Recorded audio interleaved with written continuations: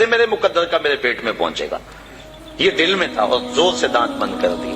شیخ Saadi Shirazi فرماتے ہیں کہ انہوں نے چمچی کے ایک کونے کو نا اس کے دانت میں جہاں سوراخ ملا وہاں ڈال کر تو زور سے انہوں نے کھولا منہ اور اندر حلوہ ڈالا، اور جب منہ کے اندر حلوہ گیا تو اس کو ہنسی آ گئی، کہا مالک جو میرے مقدر کا ہے وہ مجھے مل کے رہے گا۔ تو یہ کہاوتیں بزرگوں نے جو بیان کی ہیں ہماری زندگی کو آسودہ بنانے کے لیے کی ہیں۔ ہم اپنے مقدر میں جو پاتے ہیں، میرے مقدر میں یا آپ کے مقدر میں جو لکھا ہوا ہے یہ پکی بات ہے، اس سے زائد تو نہیں مل سکتا۔ اب اس کو حاصل کرنے کے لیے ہم حرام ذرائع کیوں اختیار کریں؟ ہم کام پہ جائیں درود پڑھتے ہوئے، ہم کام پہ جا رہے ہیں، کہاں سے آئے گا، کیا ہوگا، کیا اس کی ٹینشن کیا؟ ہم کام پہ جا رہے ہیں اور نبی پہ درود پڑھ رہے ہیں، بس ہم کام پہ جا رہے ہیں استغفر اللہ پڑھ رہے ہیں۔ اللہ رزق دے گا۔ سورہ نور اٹھا کے دیکھیے، فَقُلْتُ اسْتَغْفِرُوا رَبَّكُمْ إِنَّهُ كَانَ غَفَّارًا، تو میں نے کہا اپنے رب سے معافی مانگو، استغفار کرو، بے شک وہ معاف فرمانے والا ہے۔ پھر کیا ہوگا؟ يُرْسِلِ السَّمَاءَ عَلَيْكُمْ مِدْرَارًا، وہ آسمان سے موسلادھار بارش بھیجے گا۔ وَيُمْدِدْكُمْ بِأَمْوَالٍ وَبَنِينَ، تم کو مال بھی دے گا، بیٹے بھی دے گا۔ وَيَجْعَلْ لَكُمْ جَنَّاتٍ، اور وہ تمہارے لیے جنتیں اور باغ بنا دے گا۔ وَيَجْعَلْ لَكُمْ أَنْهَارًا، اور تمہارے لیے نہریں جاری کر دے گا۔ اللہ اکبر۔ مَا لَكُمْ لَا تَرْجُونَ لِلَّهِ وَقَارًا، آگے فرمایا کیا ہو گیا تمہاری نظر میں اللہ کا وقار نہیں رہا؟ یعنی جس سے مانگنا ہے اس سے مانگ نہیں رہے، اور جو دیتا نہیں اس کے ہم سامنے ہاتھ پھیلا رہے ہو۔ جب سحری کا وقت ہوتا ہے نا، سحری کا وقت، تو اللہ کی رحمتیں قریب آ جاتی ہیں۔ حدیث میں آتا ہے، آواز آتی ہے، حل من مسترزقن، کوئی رزق مانگنے والا ہے میں اس کی جھولی بھر دوں۔ حل من مستغفرن، کوئی بخشش مانگنے والا ہے میں اس کے گناہ معاف کر دوں۔ تو اس وقت اللہ کی رحمتیں آواز دے رہی ہوتی ہیں کہ کوئی رزق مانگنے والا ہو تو میں اس کی جھولی بھر دوں، میں اس کی جھولی بھر دوں۔ اور پھر کیا ہوتا ہے؟ جب وہ کہہ رہا ہوتا ہے اس وقت ہم سو رہے ہوتے ہیں۔ جب آواز آ رہی ہوتی ہے تمہیں ٹینشن ہے، بیٹی کی شادی کرنی ہے، مسئلہ ہے، جہیز نہ دیا تو بیٹی کو تانے ملیں گے، مسئلے تو ہیں اس دور میں، اس کا انکار تو نہیں ہے۔ دن رات جو دوڑ لگی ہے اس کے سبب بھی ہیں۔ ہم جانتے ہیں کہ بھائی فیکٹری میں اوور ٹائم کیوں لگا رہے ہیں، انہیں پتا ہے کہ میں نے اپنی بہن کے ہاتھ پیلے کرنے ہیں۔ اور ہمارا معاشرہ جو ہے قرآن کو چھوڑ کے جہنم بنا ہوا ہے۔ آج بیٹے والا مطالبہ کرتا ہے کہ جو ہے مجھے یہ دیا جائے، مصیبت تو بنی ہوئی ہے، لیکن اب کیا کیا جائے؟ اس کے لیے ٹینشن موجود ہے، لیکن ہم ذرائع استعمال کرتے ہیں، اس کے لیے محنت کرتے ہیں، کوشش کرتے ہیں، لیکن جو دینے والا ہے جب وہ پکار رہا ہے اس وقت کیوں سوئے ہوئے ہیں؟ وہ کہتا ہے کوئی رزق مانگنے والا ہے تو جھولی پھیلائے، میں اس کی جھولیاں بھر دوں گا۔ اللہ اکبر۔ تو اللہ کے حضور جب بندہ طلب کرتا ہے تو اللہ تعالیٰ بندوں کے اٹھے ہوئے ہاتھوں میں اپنی رحمتوں کی برسات کر دیتا ہے۔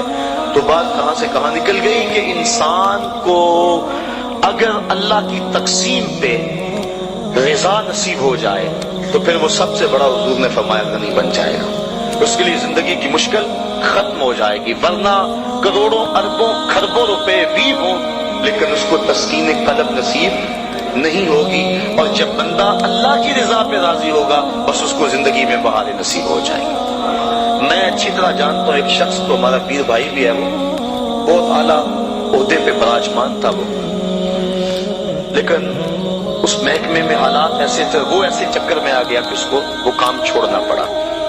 اب وہ لوہے کی ڈھلائی والی پٹی پہ کام کرتا ہے، اور تقریباً 20-25 کلومیٹر کے قریب فاصلہ ہے جو سائیکل پہ آتا جاتا ہے۔ تو میں نے ایک دن اسے پوچھا، میں نے کہا کہ اچھی ٹھاٹ باٹ کی نوکری تھی اور آپ نے چھوڑ کے اس کو اختیار کر لیا، اب صبح جاتے ہو، آج کل سردیاں بھی ہیں، نہر کا کنارہ ہے جہاں چل کے اسے جانا پڑتا ہے تو مشکل تو بڑی ہوتی ہوگی۔ کہنے لگا اس میں اللہ نے میرے لیے لذتیں ہی بڑی رکھ دی، اور اللہ تعالیٰ اس کو زندگی عطا فرمائے۔ انسان جب اللہ کی رضا کے لیے کسی کام کا آغاز کرتا ہے اور گناہ کو چھوڑتا ہے، اللہ اس کے نیک کام کے اندر برکت ڈال دیتا ہے۔ کثرت اور چیز ہے، برکت اور چیز ہے۔ بہت سارے لوگ ہیں کثرت رکھتے ہیں لیکن برکت نہیں رکھتے، اور بہت سارے لوگ ہیں برکت کی دولت سے مالا مال ہیں، اور برکت تھوڑے میں پڑ جائے تو برکت جب مالک ڈال دے تو پھر بندے کے لیے پریشانی ختم ہو جاتی ہے. اور آج ہمارے کٹھن حالات پیدا ہوئے، یہ کیوں ہوئے؟ اس کی ایک اور وجہ ہے جو آپ کے سامنے عرض کرنا چاہتا ہوں. امام خبیری نے اس روایت کو نقل کیا. حضور فرمایا سیاتی زمان علی امتی یفرون من العلماء والفقہاء فیبتلیہم بثلاث. میری امت پہ ایک وقت آئے گا کہ لوگ علماء اور فقہاء کی صحبت سے دور بھاگنا شروع ہو جائیں گے. فَيَبْتَلِيهِمْ بِثَلَاثٍ، تو اللہ تعالیٰ ان کو 3 طرح سے آزمائے گا. جب لوگوں کی حالت یہ ہوگی کہ اچھے لوگوں کی سنگت صحبت اختیار کرنا چھوڑ دیں گے، 3 آزمائش ان پہ نازل ہو. پہلی آزمائش یہی جس کے لیے آج کے مضمون کا سارا رخ ہی مڑ گیا، لیکن چلو یہ بھی ضروری باتیں میں آپ کی گوش گزار کر رہا ہوں. یرفع البرکۃ من کسبہم، پہلی بات یہی کہ ان کے کسب سے، کاروبار سے، مال سے برکت اٹھا لی جائے گی. پہلی نحوست علماء کی صحبت سے دور بھاگنے کی وجہ سے ان کو جو ملے گی. دوسری نحوست ان کے اوپر ظالم حکمران مسلط کر دیے جائیں گے. اور تیسری نحوست اور بڑی خطرناک وَيَخْرُجُونَ مِنَ الدُّنْيَا بِغَيْرِ الْإِيمَانِ، اور دنیا سے بغیر ایمان کے اٹھ جانے کا اندیشہ ہو. اور آج دیکھ لیں، یہ بات بھی درست ہے کہ آج وہ علماء کم ہیں جن علماء کی صحبت میں بیٹھ کے اللہ کا قرب ملتا ہے.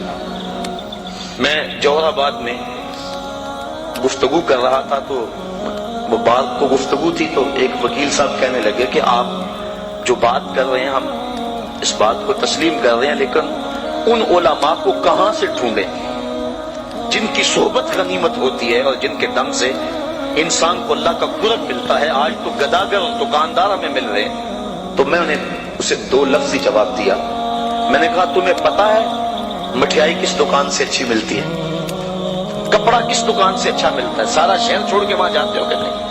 یہی نہیں پتا کہ دین اچھا کہاں سے ملتا ہے. حضور کی امت کی خصوصیات میں سے ایک خصوصیت یہ ہے کہ قیامت تک اس امت میں اہل حق موجود رہیں گے. حضور کی امت کی جو خصوصیات ہیں ان میں سے ایک خصوصیت یہ ہے قیامت تک اس امت میں اہل حق موجود رہیں گے، وہ تھوڑے رہ جائیں. لیکن چونکہ ہم شیطان کے پھندے میں آ جاتے ہیں، اور کبھی ایسا نہیں ہوا کہ ایک دکاندار سے دھوکہ کھا لیں اور پھر دوبارہ کہیں کہ ہم کپڑے پہنتے ہی نہیں. ایک ہوٹل سے دھوکہ کھا لیں تو کہہ لیں ہم کھانا کھاتے ہی نہیں. یہ سارے فراڈی ہوتے ہیں. ایک دکاندار سے دھوکہ کھائیں گے، دوسرے کے پاس جائیں گے، دوسرے سے دھوکہ کھائیں گے، تیسرے کے پاس جائیں گے.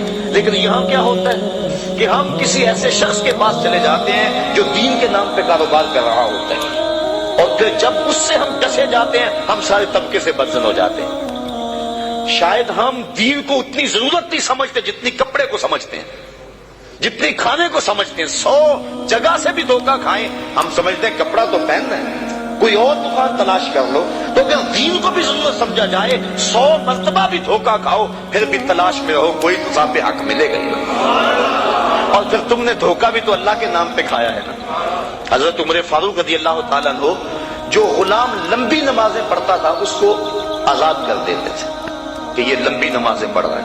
غلاموں کو پتہ چل گیا، جو ان کی ملک میں غلام آتے وہ لمبی لمبی نمازیں ان کے سامنے پڑھتے اور آپ ان کو آزاد کر دیتے. کسی نے کہا کہ تم نہیں جانتے کہ یہ دکھاوے کی نمازیں پڑھتے ہیں، یہ تمہیں دھوکہ دیتے ہیں. حضرت عمر فاروق نے فرمایا اللہ کے نام پہ دیتے ہیں نا، میں 100 بار یہ دھوکہ کھانے کے لیے تیار ہوں. تو اگر وہ لوگ جو چائے کی پیالی پہ دین بیچتے ہیں وہ لوگ بھی منبر و محراب پہ براجمان ہیں، وہ بھی لوگ تو موجود ہیں جو تاج شاہی کو ٹھوکر بھی نہیں مارتے. بستے ہیں کچھ ایسے پراگندہ تباہ لوگ بھی، افسوس کہ تمہیں میر سے صحبت نہیں رہی. وہ لوگ جن سے مل کے زندگی سے عشق ہو جائے آپ نے شاید نہ دیکھے ہوں مگر ایسے بھی ہیں. حضور نے ارشاد فرمایا خیار امتی العلماء وشرار امتی العلماء، میری امت کے بدترین لوگ بھی علماء ہیں اور میری امت کے بہترین لوگ بھی علماء ہیں. تو اگر بہترین لوگ امت کے تلاش کرنے ہوں تو وہ بھی اسی طبقے سے ملیں گے، وہ کسی اور جگہ سے نہیں ملیں گے. اور اگر بدترین لوگ وہ بھی اس طبقے میں موجود ہیں، ہم بدترین کو دیکھتے ہیں پھر اس طبقے سے بدزن ہو جائے. اور نتیجہ کیا کہ ہم آہستہ آہستہ اس جگہ پہ پہنچ جاتے ہیں کہ علماء کی صحبت سے نفرت شروع ہو گئی، جس کے نتیجے کے اندر یہ 3 مصیبتیں ہماری اوپر نازل ہوئی۔ پہلی مصیبت یرفع البرکۃ من کسبہ، رزق سے برکت اٹھا لی گئی، اور دوسری بات کہ ظالم حکمران مسلط کر دیے گئے، اور تیسرا دنیا سے بغیر ایمان کے چلے جانے کا اندیشہ پیدا ہوا۔ اور آج ہے لوگ بیرون ملک جانے کے لیے مرزائی لکھ رہے ہیں، کتنے لوگ ہیں ایسے؟ ایمان کا سودا کرنا تو بڑا آسان ہو گیا اس دور کے اندر، چائے کی پیالی میں لوگ دین بیچ رہے ہیں، کیا کچھ نہیں ہو رہا ہے۔ اللہ اکبر۔ حضور نے توبہ توبہ، حضور نے نشاندہی کی تھی کہ آدمی صبح کو مومن ہوگا اور شام کو کافر ہوگا، یصبح مومنا ویمسی کافرا، صبح مومن ہوگا شام کو کافر ہوگا، اور پھر فرمایا شام کو مومن ہوگا صبح کو کافر ہوگا۔ لا یبقى من الاسلام الا اسمه ولا یبقى من القرآن الا رسمه مساجدهم عامرة وهي خراب من الهدى۔ وقت آئے گا کہ قرآن صرف رسم کے طور پہ پڑھا جائے گا، اسلام صرف نام کا رہ جائے گا، مسجدیں زیب و زینت کے لحاظ سے تو آباد ہوں گی لیکن ہدایت کے دور سے خالی ہوں گی۔ جس دور کی نشاندہی کی گئی تھی، کیا وہ اب دور موجود نہیں ہے؟ امام غزالی فرماتے ہیں جس دور کی نشاندہی اللہ کے رسول نے کی ہے، آج سے صدیوں قبل امام غزالی ہوئے ہیں، فرماتے ہیں وہ میرا دور ہے۔ امام غزالی فرماتے ہیں جس دور فتنہ کی نشاندہی حضور نے کی ہے وہ میرا دور ہے، اور یہ دور جس سے ہم گزر رہے ہیں یہ دور کیسا ہے؟ آج کیا ہو رہا ہے؟ حدود اللہ کو پامال نہیں کیا جا رہا، اسمبلیوں کے گنڈے اور بدماش اللہ کی حدود کو توڑ نہیں رہے، ان کو کون روکنے والا ہے؟ نہ ممبر سے آواز اٹھ رہی ہے نہ محراب سے آواز اٹھ رہی ہے، حجرہ نشین بھی تسبیح پھیر رہے ہیں۔ حضرت داتا گنج بخش علی اجمیری کشف الماجود میں لکھتے ہیں کہ حضرت ابو اسحاق اسفرائینی جنگل میں گئے تو وہاں دیکھا کچھ صوفی گھاس کھا کھا کے گزارا کر رہے ہیں، گھاس کھا لیتے ہیں اللہ اللہ کرتے ہیں۔ تو امام ابو اسحاق اسفرائینی جلال میں آگے فرمایا آکلۃ الحشیش ہا ہونا انتم وامت محمد فی الفتن، تم یہاں گھاس کھاتے پھرتے ہو اور نبی کی امت فتنے میں مبتلا ہے۔ اللہ کو ایسے صوفیوں کی، ایسے تسبیح پھیرنے والوں کی ضرورت نہیں ہے، وہ تو ان لوگوں کا چاہنے والا ہے جو اللہ کے نام پہ سب کچھ قربان کر دیتے ہیں اور اپنا گھر کا سارا اثاثہ اپنی ہتھیلی پہ سجا کے کربلا کے میدان میں آ جاتے۔ تو آج کیا ہو گیا ہوا ہمیں اور ہم کس جگہ پہ کھڑے؟ یہ ایک الگ دکھڑا ہے، اگر اس مضمون کو میں چھیڑ لوں تو یہ بھی ختم ہونے پہ نہ آئے۔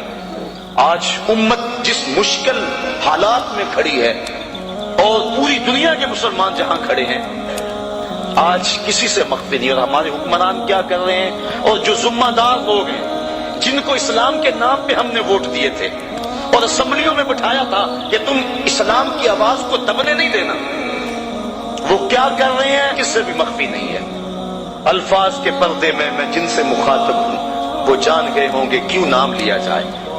سب کو پتا ہے کہ آج کیا ہو رہا ہے اور کیسی سودے بازی ہو رہی ہے، اور لوگ دین کو بیچ رہے ہیں، سرے ممبر بیچ رہے ہیں، اپنا دین ایمان بیچا جا رہا ہے۔ تو یہ قرب قیامت کی نشانیاں ہیں۔ تو آج وہی بچے گا جو اللہ کی کتاب قرآن مجید کے ساتھ لگ جائے گا۔ اچھے لوگ تلاش کرے، ضرورت ہے ہماری تلاش کرنا۔ اگر اچھے لوگ کم ہو گئے تو ہم کہتے ہیں چلو نہیں تو نہ صحیح، یہ ہم کیسے کہہ سکتے جبکہ ہماری ضرورت ہے؟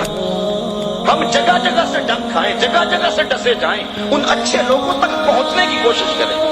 یہ دنیا چکی ہے اور اس کے 2 پڑوں کے نیچے جو بھی آ گیا وہ کچلا جائے گا، بچے گا وہی جو کلی کے ساتھ لگ کے رہے گا۔ تو ہم نے اس کلی کو تلاش کرنا ہے، وہ کہاں ہے؟ ہم کہتے ہیں کوئی بات نہیں، ہم کیا کریں جی؟ نہیں، قیامت کے دن پوچھ کاروبار کا پتہ ہے، کہاں نفع ہے کہاں نقصان ہے، کہاں سودا دینا ہے کہاں نہیں دینا ہے، کہاں کس منڈی سے 2 نمبر مال ملتا ہے کہاں سے 1 نمبر مال ملتا ہے، ہمیں سب پتا ہے۔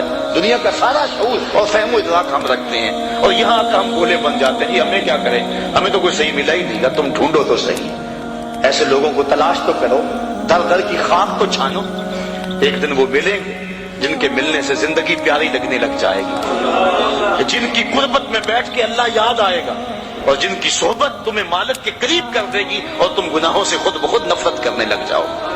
تو ایسے لوگوں کو تلاش کریں، ایسے لوگوں کی قربت میں بیٹھیں، تو مضمون اور سمجھ چلا گیا اور یہ باتیں ضروری بھی تھیں.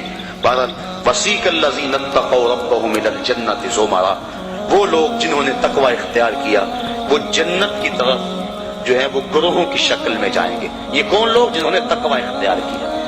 اللہ اکبر. اور تقوی کیا ہے؟ گناہوں سے قلبی نفرت کا نام ہے.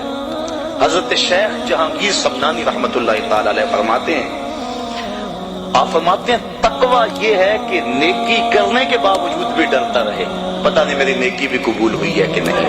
یہ تقوی ہے. حضرت علی المرتضیٰ فرماتے ہیں اپنی عبادات پر اعتماد نہ کرنا تقوی ہے.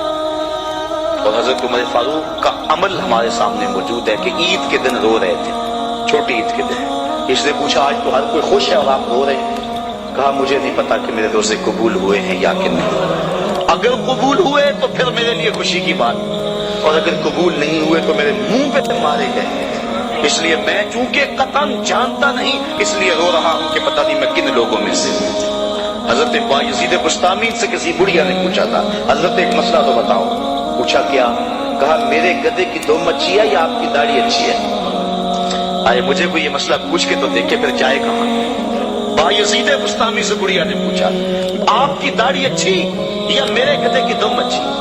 ناراض نہیں ہوئے، بگڑے نہیں، آنکھوں سے آنسو ڈھلنے لگے. کہا تیرے سوال کا جواب فی الحال میرے پاس نہیں ہے، جب میں مر جاؤں گا تو پھر میرے پاس جواب ہوگا، پھر تو مجھے کیسے مل پائے گی. بایزید بستامی کا انتقال ہو گیا. بڑھیا کے خواب میں آئے.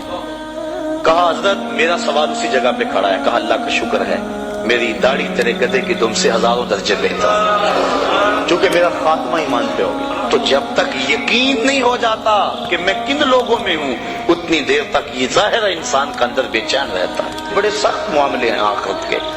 آج ہمیں نعت خواں بھی کہہ رہے ہیں کہ مجھے دیکھ کے جہنم کو پسینہ آئے.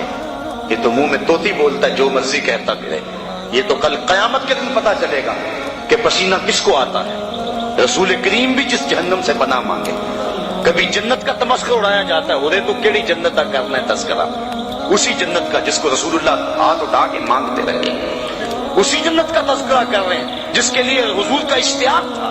اسی جنت کی آرزو کر رہے ہیں جس کے لیے حضور نے فرمایا جب اللہ سے مانگو تو جنت فردوس مانگو. تو آج دلیری دی جا رہی ہے. آج پیر بیعت کرنے کے بعد جنت کا پرمٹ دے دیتا ہے. آؤ میں پیروں کے پیر کی کہانی سناؤں آپ کو. حضرت شیخ سعدی شیرازی فرماتے ہیں کہ ایک بندہ مطاف میں کنکروں کے اوپر پیشانی رکھ کے زاروں کے تار ہو رہا ہے اور کیا کہتا ہے اللہ مجھے معاف کر دے. یہ تو قیامت کے دن اندھا اٹھانا، میں تیرا کیا تیرے بندوں کا سامنا بھی نہیں کر سکتا. اتنے درد سے روتا ہے کہ لوگ اپنی دعائیں چھوڑ کے اس کے لیے دعا کرتے ہیں. جن لوگوں نے حج کیا یا عمرہ کیا انہیں اس کا تجربہ ہوگا. کچھ لوگ اتنے درد سے روتے ہیں کہ بندہ اپنی دعائیں بھول کے ان کے لیے لگ جاتا ہے. مجھے تو جس سال جانا نصیب ہوا تھا تو ان دنوں کے اندر فلسطین کی جنگ پورے زور پہ تھی اور کعبۃ اللہ کی غربی دیوار کے ساتھ فلسطین کے مرد و زن لپٹ کے رویا کرتے تھے. اور جب وہاں ہمارا چکر آتا تھا تو اس وقت طوطے اڑ جاتے اور اپنی دعائیں بھول جاتی اور اللہ کی بارگاہ میں عرض کرتے مالک فلسطین کو آزادی دے دے. یہ کسی کا باپ اس کے سامنے کٹا ہوگا، کسی کی گود سے اس کا لال چھین کر قتل کیا ہوگا، کسی کا بھائی اس کے سامنے ذبح کیا ہوگا. یہ اللہ کی باندیاں اور اللہ کے بندے اللہ کے حضور دکھڑا سنا رہے. تو انسان اپنی دعائیں چھوڑ کے ان کے لیے دعائیں کرنے لگ جاتا. فلسطین کی آزادی کے لیے دل تڑپتا، پھر کشمیر کی طرف، آذربائیجان کی طرف، کابل و قندھار کی طرف، دشت لیلا کی طرف اور قلعہ جنگی اور تورا بورا کی طرف اور موصل و تقریب کی طرف اور کوفہ و بغداد کی طرف انسان کا دل جاتا کہ وہاں کیا کچھ ہو رہا ہے. اور انسان اپنی دعائیں چھوڑ کے امت کے لیے رونے لگ جاتا ہے. تو وہ اتنے درد سے روتا ہے کہ لوگ اپنی دعائیں چھوڑ کے اس کے لیے کہتے ہیں یا اللہ اس بیچارے کو معاف کر دے. ایک بندہ تو چھوڑ چھاڑ کے کھڑا اس کے سامنے قریب کھڑا ہو گیا اور کہتا ہے مالک اسے معاف کر دے، مالک اسے معاف کر دے. کافی دیر کے بعد وہ شخص جو روتا تھا اٹھ کے جانے لگا. اس کو تجسس تھا کہ میں دیکھوں تو صحیح یہ کون ہے اور اس کو تسلی بھی دوں کہ اللہ بڑا کریم ہے تجھے معاف کر دے گا. جب اس نے جھک کے جھانک کر دیکھنا چاہا تو چیخیں نکل گئی. کیوں کہ فائزہ ہوا شیخ جیلانی. یہ زاروں کے تار رونے والا وقت کا غوث شیخ عبد القادر جیلانی، حضرت سری سختی رضی اللہ تعالیٰ عنہ نے جنید بغدادی کو بلایا. حضرت جنید بغدادی کہ وہ ماموں بھی لگتے ہیں رشتے میں اور پیر بھی لگتے ہیں. یہ پیر مرید کی کہانی سنا رہا ہوں. آج کا پیر تو گارنٹی دے رہا ہے نا. اللہ اکبر. حضور تو حضرت ربیہ کو بھی جنت کی بشارت دیں اور ساتھ کہے کثرت سجود سے میری مدد کرنا. اور پیر کہتا تجھے پرواہ ہی نہیں ہے. آؤ پیر مرید کی کہانی سنا رہا ہوں. حضرت جنید بغدادی فرماتے ہیں میرے ماموں نے تنہائی میں مجھے بلایا اور مجھے وصیتیں کی. جب ایک وصیت کی تو میرے پاؤں تلے سے زمین نکل گئی. کہنے لگے بیٹا جب میں مر جاؤں تو میری قبر بغداد سے باہر بنانا. میں نے پوچھا حضور کیوں؟ فرمانے لگے میری بدعمالیوں کی وجہ سے کہیں بغداد کی مٹی میری لاش کو قبول کرنے سے انکار نہ کر دے اور میں لوگوں کے سامنے رسوا نہ ہو جاؤں. یہ ہیں وہ لوگ تتجافا جنوبہم عن المضاجع، جن کی کروٹیں بستروں سے الگ رہتی ہیں، اللہ کو خوف اور طمع میں پکارتے ہیں، لیکن زندگی کا ایک ایک لمحہ تقوی سے عبارت ہے. دنیا میں تکلیفیں سہی. حضرت امام جعفر صادق ساری زندگی ٹھنڈا پانی نہیں پیا. فرماتے تھے کیا خبر کہ اس کے حساب میں چکرا جاؤں. اور آپ کے مریدین بیٹھے ہوئے ہیں، آپ بھی بیٹھے ہوئے ہیں، لوگ بیٹھے ہیں. کہا یار آج ایک دوسرے سے وعدہ نہ کر لیں. کہا کیا؟ کہا ہم میں سے جو بھی جنت میں جائے وہ دوسروں کو ساتھ لے کے جائے. غلاموں نے کہا حضور ہم آپ سے وعدہ کریں، ہم تو آپ کے سہارے پہ بیٹھے ہوئے ہیں. کہا تم نہیں جانتے آخرت کے معاملے بڑے سخت ہیں. یہ امام جعفر صادق کہہ رہے ہیں، یہ ان کی زندگی ہے. تو ذرا دیکھیے یہ تقویٰ ہے، یہ خشیت ہے. اور ٹھنڈے پانی سے بھی گریز کر رہے ہیں. 3 چیزوں کا حساب نہیں ہوگا قیامت کے دن. ضرورت کے وقت کھانا پینا اور ستر عورت کے لیے کپڑا لباس اور ضرورت کا مکان. ان 3 چیزوں کا حساب نہیں ہوگا. اس کے علاوہ جو بھی نعمت اللہ نے دی ہے ثم لتسألن یومئذ عن النعیم، اللہ قرآن میں کہتا ہے ہر نعمت کے بارے میں پوچھا جائے گا. تو صاحبو جن لوگوں نے اس بات کا خیال رکھا کہ ہمیں پوچھنا ہے اور ایک ایک بات کا ہم نے جواب دینا ہے، یہ بات درست ہے کہ اللہ اپنے فضل سے معاف کرے گا. لیکن سحری کے وقت اٹھ کے سسکیاں بھرنے والا اور رات شراب خانے میں گزارنے والا کیا قیامت کے دن ایک صف میں کھڑے کر دیے جائیں گے؟ یہ کیسے ہوگا؟ غریبوں کا خون چوسنے والا، بیواؤں اور یتیموں کا مال لوٹنے والا اور رات کی تنہائی میں ان کی مدد کرنے والا کیا ایک صف میں کھڑے کر دیے جائیں گے؟ ایسا کیسے ہو سکتا ہے؟ تو صاحبو تقویٰ ہے کہ انسان اپنی زندگی کے ایک ایک قدم کو بچا بچا کے رکھے کہ میں اللہ کی ناراضگی سے بچ جاؤں. اور دنیا کو اس نے مشکلات میں ڈال دیا. آج کہتے ہیں دین پہ عمل کرنا بڑا مشکل ہے. جو بندہ دین پہ عمل کرنا چاہتا ہے اللہ قرآن میں سورۃ الاعلیٰ میں فرماتا ہے مشکل نہیں، ہم اس کے لیے آسان بنا دیتے ہیں. چلو لوگوں کے لیے مشکل ہی صحیح، لیکن اس نے مشکل میں یہ زندگی کاٹ لی. اور دنیا ہے بھی، اور دنیا سجن المومن، مومن کے لیے ہے بھی قید خانہ. لیکن جب قید سے چھوٹا پھر کیا ہوا؟ اللہ کی رحمتیں بڑھ کے اس کا استقبال کر رہی ہیں. پھر گروہوں کے اندر وہ جنت میں جائیں گے اور فرشتے کہیں گے سلام ہو تمہیں کہ تم نے زندگی اچھے ڈھب سے گزاری ہے، اب جنت میں آ جاؤ، تم اس جنت سے کوئی نکالنے والا نہیں ہے. اور وہ کہیں گے اللہ تیری تعریفیں اور تیری خوبیاں، تو نے جو وعدہ کیا تھا آج واقعی تو نے سچا کر دکھایا ہے. اور پھر جنت میں ان کو گوناگون نعمتیں دی جائیں گی اور جنت میں مائے معین ہوگا، حوض کوثر ہوگا، سلسبیل ہوگا. کبھی وہ دودھوں سے جام پیئیں گے، کبھی وہ غلمانوں سے جام پیئیں گے. لذت تو بڑی ہوگی، لیکن ایک لذت کی کہانی اللہ نے قرآن میں سنائی. میں ایک وقت ایسا بھی پھر آئے گا وَسَقَاهُمْ رَبُّهُمْ شَرَابًا طَهُورًا، ان کا رب انہیں خود شراب طہور پلائے گا کہ تم نے میرے لیے چھوڑا، دنیا کی شراب تو نہیں پی لو، میرے دست قدرت سے شراب پیا. تو وَسَقَاهُمْ رَبُّهُمْ، نہ حوروں کے ہاتھوں سے، نہ غلمانوں کے ہاتھوں سے، نہ کسی اور کے ہاتھوں سے. وَسَقَاهُمْ رَبُّهُمْ. پھر دنیا کی تکلیفیں یاد رہیں گی جب مالک شراب طہور پلا رہا ہوگا. تو یہ ہے زندگی. اپنی زندگی کو اس ڈھب سے گزاریں کہ آخرت کی زندگی بہتر ہو جائے جو نہ ختم ہونے والی ہے. کار ما آخر شدو، آخر سے ما کار نشد، مشتخا کے ما غبارے، اونچائے یار نشد و آخر دعوانا ان الحمدللہ.